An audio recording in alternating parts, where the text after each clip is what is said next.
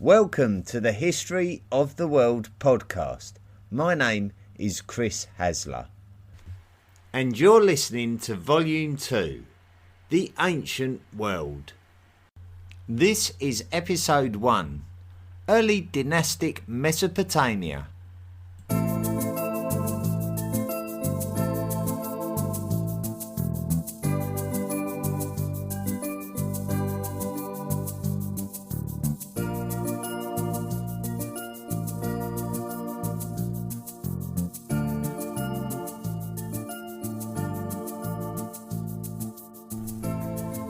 In episode 22 of volume 1, we introduced Mesopotamia and the emergence of its civilization. We mentioned the emergence of a settlement in Mesopotamia called Eridu, and we mentioned that this city emerged in around 5400 BCE. Eridu was built near the mouth of the Euphrates River, which over time is no longer the mouth of the river thanks to silting pushing the shores of the Persian Gulf back towards the Arabian Sea. Eridu prospered during the Ubaid period of Mesopotamia, which by 4000 BCE was replaced by the Uruk period, named after the settlement of Uruk. Uruk was built on the ancient banks of the Euphrates River.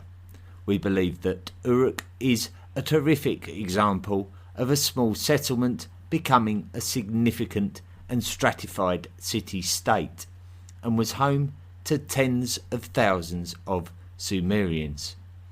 We can see important temples and walls were built at the settlement as the Uruk period of the 4th millennium BCE continued onwards. Another important city of the area is Ur. At the time of the Jemdet Nazar period, which replaced the Uruk period in around 3100 BCE, Ur was not thought to have been in any way as significant as Uruk, but was definitely a growing urban centre among the marshlands of the banks of the Persian Gulf. We can describe these three settlements as Sumerian settlements. There were many other Sumerian settlements too. So what exactly is Sumer? Well, we could describe Sumer as the first civilization of Mesopotamia, where the definition of a civilization is an urban stratified society. Urban meaning a dense population of people living in one area, and stratified meaning a class-based society with a ruling elite at the top and a working or slave class at the bottom. Sumerian settlements were to be found right the way through Mesopotamia, in and around the Tigris and Euphrates rivers, at least as far north as the modern city of Baghdad in Iraq. What makes Sumer special is that we begin to find evidence of the earliest writings dating to this period of these Sumerian civilized city-states, and we can start building a story of our history without solely relying on archaeology. Where we begin to study, interpret and translate these writings, one of the first things that becomes evident is the strong spiritual belief system of the Sumerian civilization, as the Sumerians themselves actually recorded the origins of Sumer in their own writings. Sumerian King List. The German-American Assyriologist Hermann Hilprecht was the first person to discover a reference to the Sumerian King List. Now, we need to discuss and dissect that last statement. Hermann Hilprecht was born in Stassfurt, which is now in modern-day Germany, and he was born in 1859. He moved to the United States after gaining qualifications in Germany while in his 20s. he was an Assyriologist, which is somebody who studies ancient Mesopotamia, even though the Assyrian Empire only existed for part of this period and in a part of this land. Hilprecht discovered many artifacts in Mesopotamia, and one of them was a cuneiform tablet. Cuneiform is the ancient writing of Mesopotamia, and a tablet is a flat piece of stone or clay suitable for inscriptions. Since Hilprecht's discovery, many more similar artifacts have been found, which after translation appear to reference a history of Sumer, particularly through the listing of its rulers. Although the tablets are not identical, it is clear that they are referencing a similar historical timeline. It appears that a lot of the tablets are from just before or during the 2nd millennium BCE, which is the millennium after the emergence of ancient Sumer. But it is the fact that these artifacts reference the period of ancient Sumer that make them so interesting and relevant to our story. The tablets recognise that many city-states existed in Mesopotamia and that many of them had their own king. Kingship is something that these cuneiform tablets declare as descended from heaven to the town of Eridu. Apparently, the first king of Eridu was Alulim, who lived for 28,800 years. Now, I wasn't there, but I do have a problem with this information. Firstly, I can't find a lot of evidence of any human living for almost 29,000 years in history. And secondly, if I was to believe that Alulim and his successors were ruling for a total of 250,000 years, then that takes us back to the very origins of Homo sapiens, and there is very little archaeological indication of Eridu existing before the 6th millennium BCE, let alone the 248th millennium BCE. The one interesting thing that these tablets reference is a flood. 8 rulers in turn ruled Sumer, and then there was a flood. Then there were dynastic rulers. Now, one of the most well-known flood stories of ancient times is the one within the book of Genesis of the Bible. When Noah built an ark and took a limited amount of Earth's life on board in safety from the catastrophic consequences of the flood. Could the flood mentioned on the Sumerian king list be the same flood? Could this also be the same flood mentioned on the famous Epic of Gilgamesh? The Epic of Gilgamesh. The fact of the matter is that the Genesis flood story has striking similarities to the Gilgamesh flood story, and with other similarities to other events. It may well be that the earliest stories of the Hebrew Bible are the same stories that are recorded in cuneiform on tablets in Sumeria. The earliest version of the Epic of Gilgamesh is written on tablets that date back to the early 2nd millennium BCE. Gilgamesh is a king of the city of Uruk, and this information is supported by his presence on the Sumerian king lists as a king of Uruk. The Epic of Gilgamesh was likely not written until after this Sumerian period, but we can suppose that Gilgamesh himself may well have been a Sumerian period king through analysis of all information available. It is believed that Gilgamesh may have been alive and ruling Uruk around 2600 BCE. Further to the similarity to the flood story, there is also a character called Enkidu, whose story is not dissimilar to the first biblical man, Adam. So there are very much those who believe that the book of Genesis in the Old Testament can find a lot of its roots within the cuneiform writings of Mesopotamia. The Epic of Gilgamesh is a fascinating little story, made all the more fascinating by the fact that it is quite possibly the earliest written story that we have.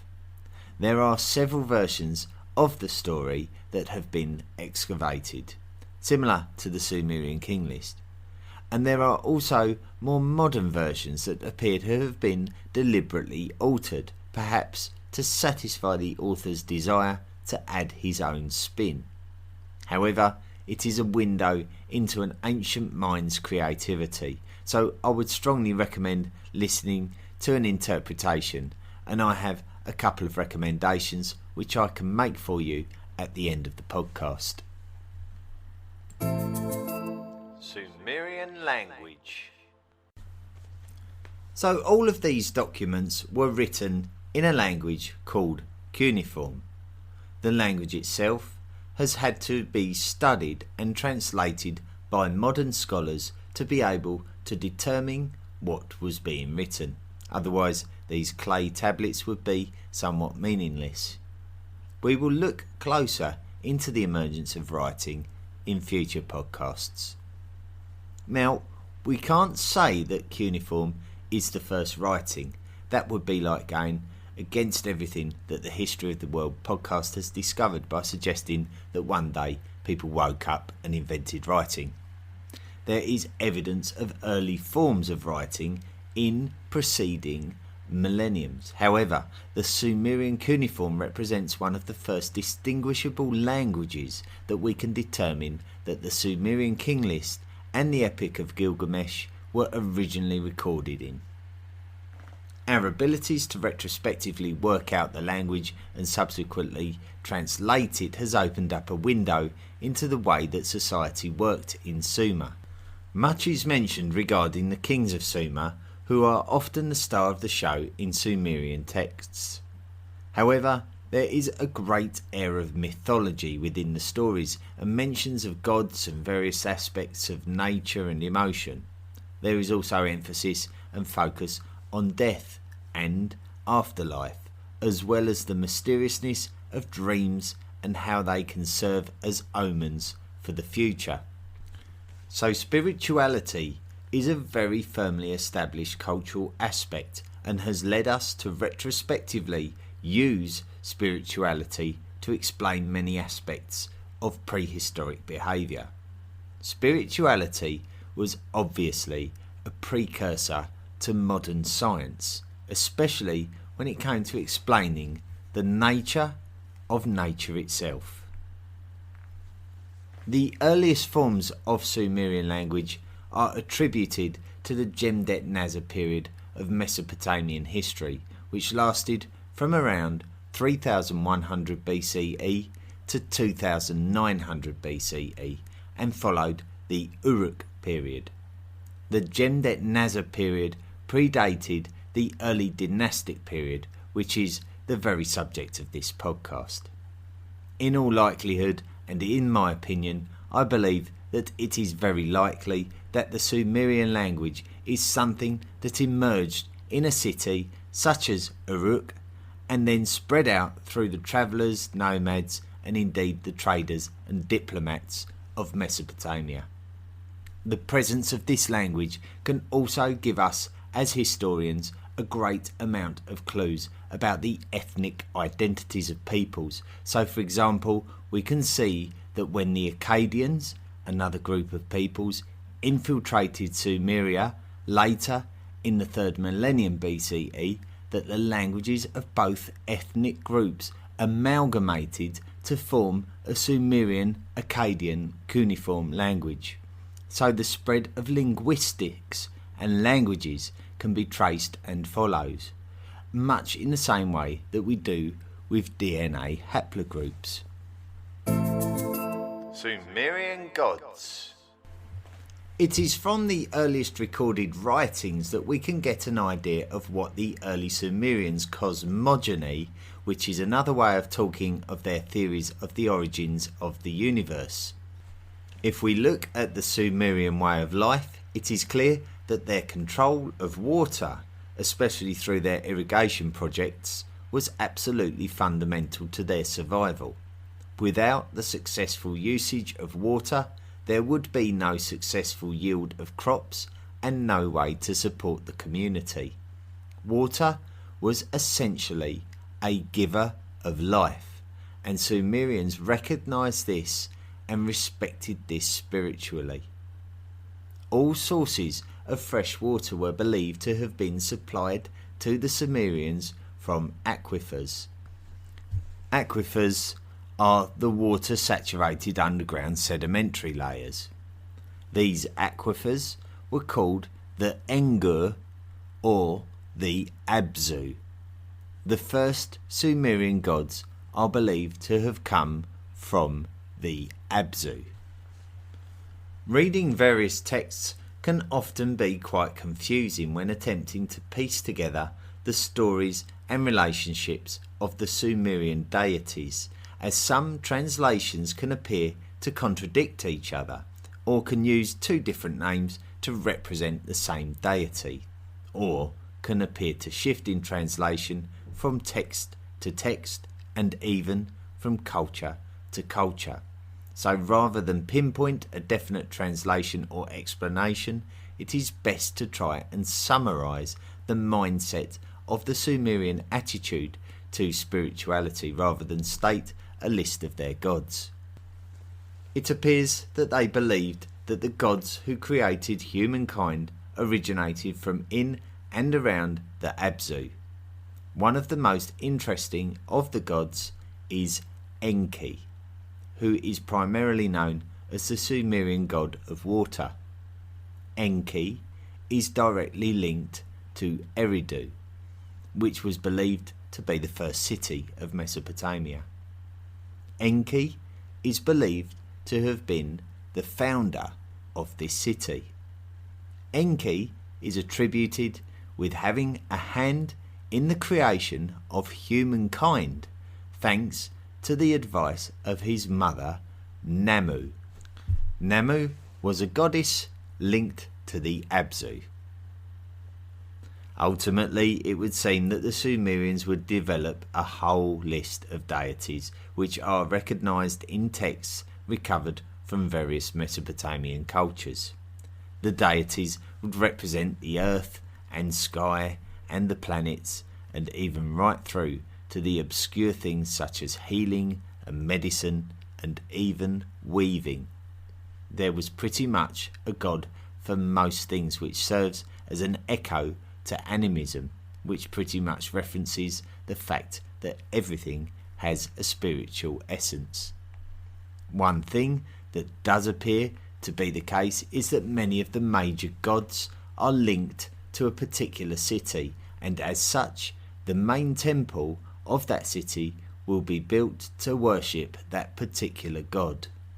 For example, the temple of Eridu, which has been called the House of Waters, is a temple for the god who created the city, who we have already identified as the god of water, Enki.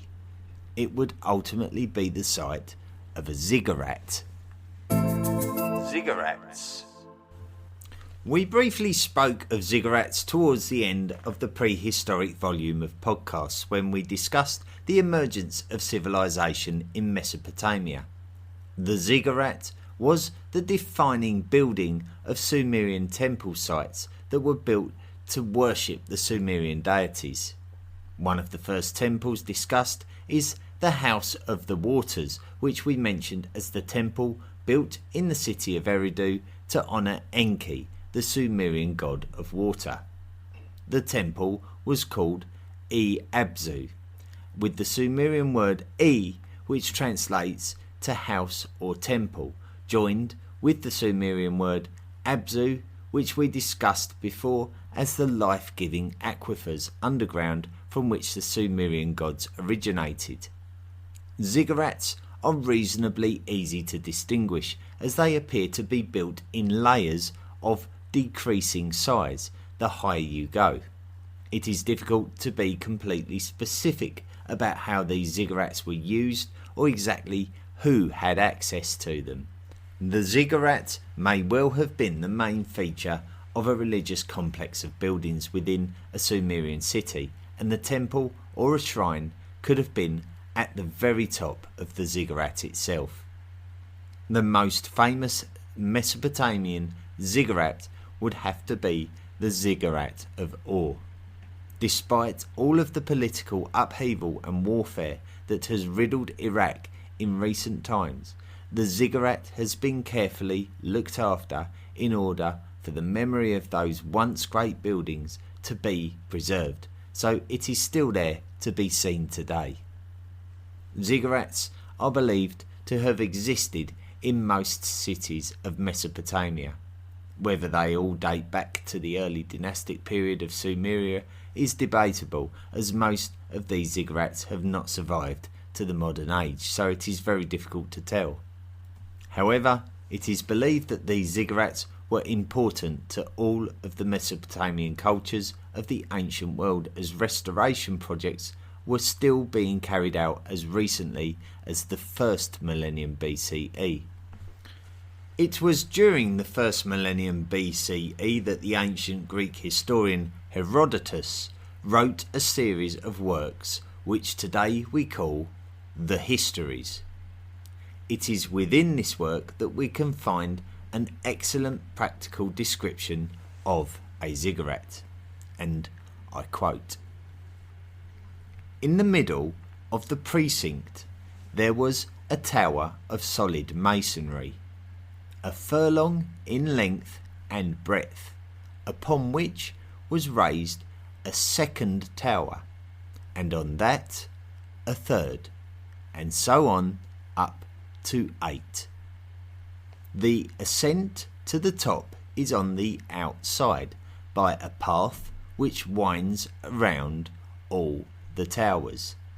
When one is about halfway up, one finds a resting place and seats, where persons are wont to sit some time on their way to the summit. On the topmost tower there is a spacious temple, and inside the temple stands a couch of unusual size, richly adorned with a golden table by its side. There is no statue of any kind set up in the place, nor is the chamber occupied of nights by any one but a single native woman, who, as the Chaldeans, the priests of this god, affirm, is chosen for himself by the deity out of all the women of the land." Time. It is highly speculated about the exact origins of the modern way in which we measure time, but we certainly do believe that Sumerian cultures are the first to use the denominations of 12 and 60. 12 and 60 seem like very strange numbers to base time measurement on, but it only seems strange because we are so mentally programmed to count in tens. We use the decimal system of counting, where it appears that the Sumerians would have used the duodecimal and sexagesimal methods of counting, which are based on 12 and 60 respectively. Why they did this is debatable, but it is somewhat understandable. If we look at 60, it can be divided by 2, 3, 4, 5 and 6, so it is a very practical number. So we shouldn't be surprised to see such a number be selected. Also, it is important to note that humans would have been extremely aware of the course of a calendar year, not least of all for the purpose of agriculture and farming, and they would have also been very aware of the phases of the moon, as they looked to the skies inquisitively for a spiritual connection between the celestial bodies of the universe and the gods, which can be attested by the prehistoric megalithic stone monuments which are constructed with definite regard for the objects of the skies. Humans would have had a very clear knowledge that a full moon occurred around 12 times during the course of the year, so 12 was a number ingrained in the fabric of the known universe itself. It is clear from the texts of the Sumerians that these number bases were favoured, so we can feel confident that the origins of there being 12 hours in a half a day, 12 months in a year, 60 seconds in a minute, and 60 seconds in an hour would have their origins in and around the cultures of Sumer. Technology. The whole connection of the Fertile Crescent and the mastery of using fire in such a way as to produce temperatures suitable for smelting metals saw some natural technological advances which should be mentioned at this point. If we go back to around 4000 BCE and particularly pre-dynastic Egypt, we can identify that the people of this area were using a mixture of silica and lime to produce ornaments and vessels not dissimilar to those created by ceramic means. Ceramics are fired, and the result is that that object will be quite impermeable to water once in its solid state. This process is called vitrification and is something which we attribute directly in the production of glass. Certainly, we can see that the Egyptians were vitrifying the silica-lime mixtures to produce what has come to be known as Egyptian faience. The production of Egyptian faience by means of vitrification is often cited as the precursor to the production of glass as we know it today. Glass beads have been excavated within Mesopotamia and they date to the middle of the 3rd millennium BCE, so this actually coincides with the time and place of this week's podcast. Scholars debate whether the production of these beads is deliberate or accidental, but it is the earliest instance of true glass that we are aware of. The fact that this seems to coincide with another technological emergence may be no surprise. Contemporary excavations made in the Near East demonstrate that crucibles were being produced for use in the field of metallurgy. If Sumerians were creating crucibles for the purpose of smelting metal during the 3rd millennium BCE, then it would come as no surprise if they were accidentally producing slag, which is a natural byproduct of metal smelting.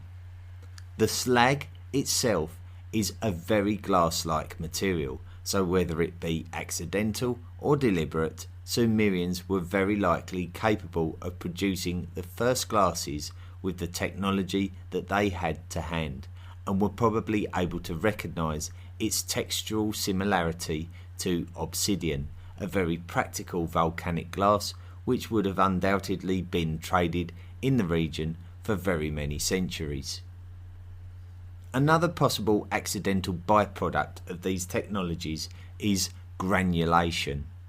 Excavations revealed gold granules, and these gold granules are surprisingly easy to produce with a bit of gold and a bit of heat. The gold will naturally become a spherical object when subjected to heat, becoming a perfect ornamental ball that can be added to a piece of jewellery, for example. All of these things would have been the technological advances of the early Bronze Age foundries of Sumer. So it is wonderful to see how prehistoric practices are progressing to become more likened to modern industrial production. The history of the people of early dynastic Sumer. So, we have learned of the earliest written artifacts and what they can tell us about the spiritual beliefs of the Sumerians and what they did to worship their deities, including the incredible construction projects made to honour them. We have seen what these texts have told us about the way that the Sumerians measured time and viewed the universe that they lived in. We have also seen how archaeology has demonstrated how technology was advancing in the area. What we haven't done is told the story of the people and what ultimately happened to them. So let's see what the ancient texts tell us about this. We can establish some of the earliest usages of cuneiform and the sexagesimal counting system during the Gem-Det-Nasr period of Sumer in around 3000 BCE. Distinctive pottery and cylinder seals were in use, and the period pretty much represents the passing of prehistory and the arrival of the ancient. The period which follows this, and has been the focus of this week's podcast, is often referred to as the early dynastic period of Mesopotamia. This is mainly because early texts, such as the Sumerian king list, suggest that there were multiple city-states in existence in Mesopotamia at the time, and that the passing of governance of the region as a whole was passed from one city to another.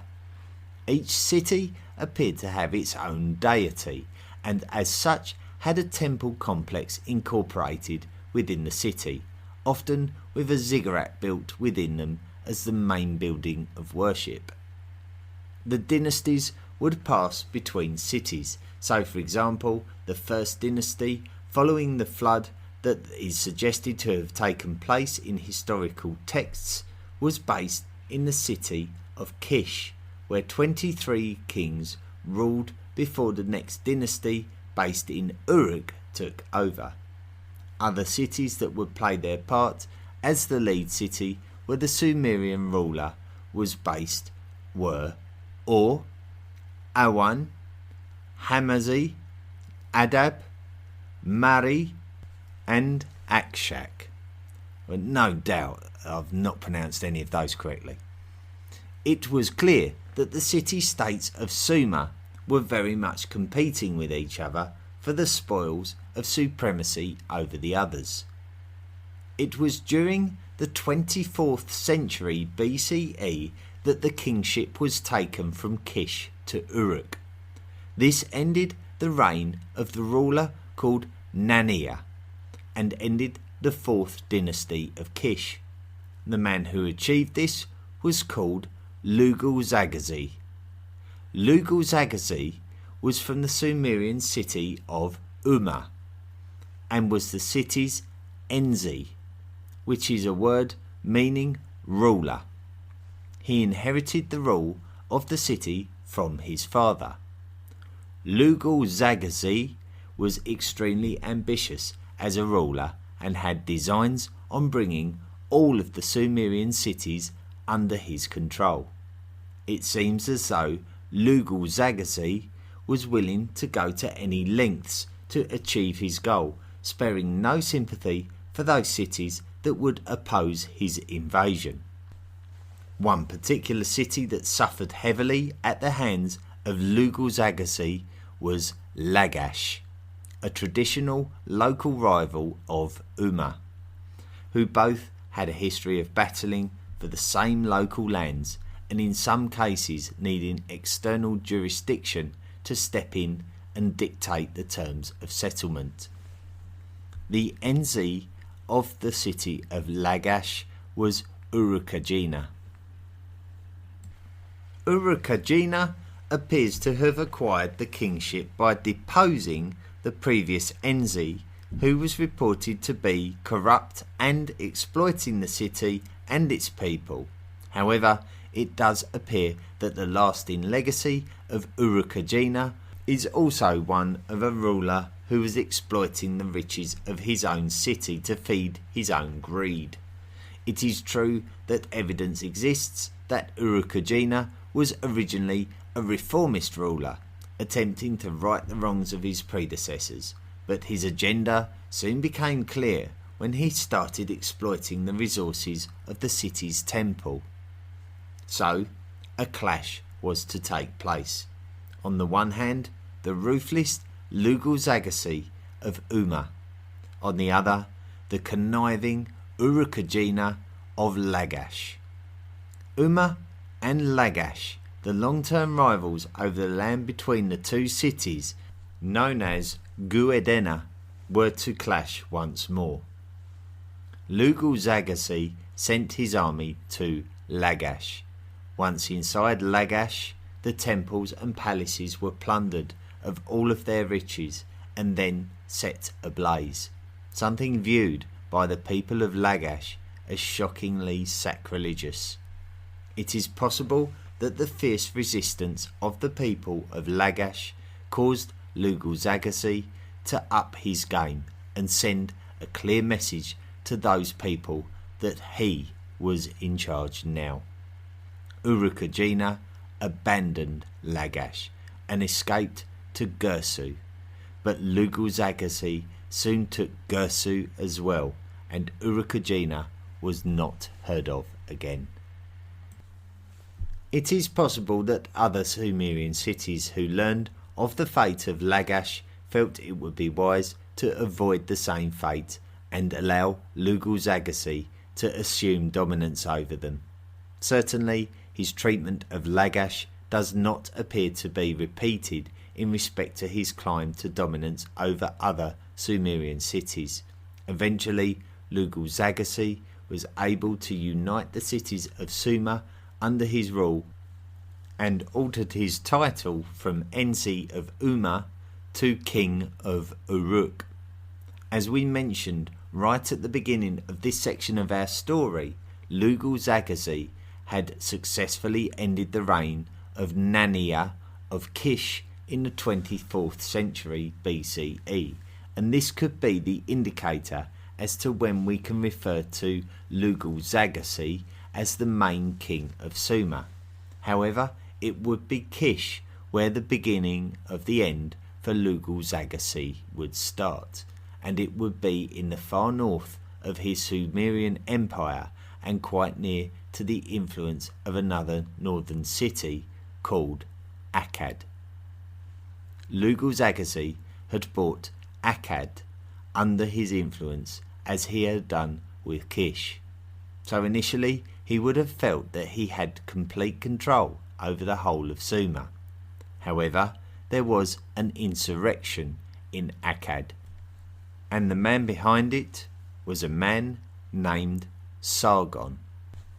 Sargon had successfully become the ruler of the Akkadians, and as such had ambitions on pushing Lugal-Zaggisi out of Akkad and Kish.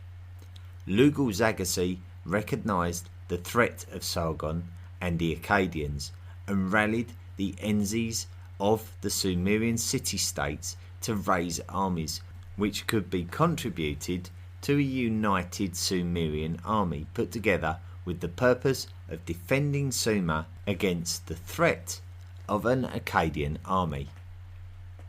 When the two sides met, in the multiple times that they did meet, Sargon and his Akkadian army would get the upper hand. Lugal-Zaggisi and his army of armies suffered multiple defeats and were pushed back within their cities. Sargon was not prepared to stop there, and it became clear that his ambitions were to completely eradicate Mesopotamia of any trace of Lugal-Zaggisi's Sumerian influence. One by one, Sargon began to conquer the Sumerian cities, leaving them with breaches in their defensive walls so as to prevent the citizens from recovering and rebelling against their new ruler. Umma, Lagash and Ur would fall to the mighty Sargon and his Akkadian army. Sargon's defining moment would be when he reached the city of Uruk, Lugal-Zaggisi's capital city of Sumer. A Babylonian inscription states the following: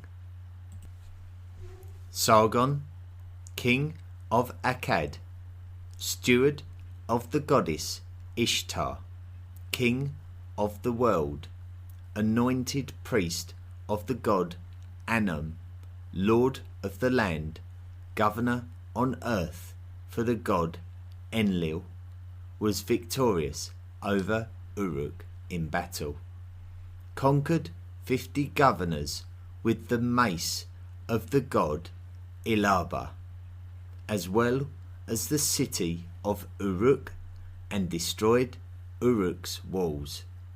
Further, he captured Lugal-Zaghazi, the king of Uruk, in battle and led him off to the gate of the god Enlil in a neck stock. Lugal-Zaghazi was taken to the city of Nippur in his neck stock and paraded through the city before being imprisoned. During the time which he was imprisoned, Sargon constructed a victory stele. Now, a stele is a stone slab or column on which is carved a relief depicting the events which in this case would have undoubtedly portrayed Sargon's Akkadian victory over Lugal-Zaghazi's Sumerians. Lugal-Zaghazi was forced to witness the creation of this stele. Upon completion of the stele, another parade ceremony was organised as the final embarrassment for Lugal-Zaghazi.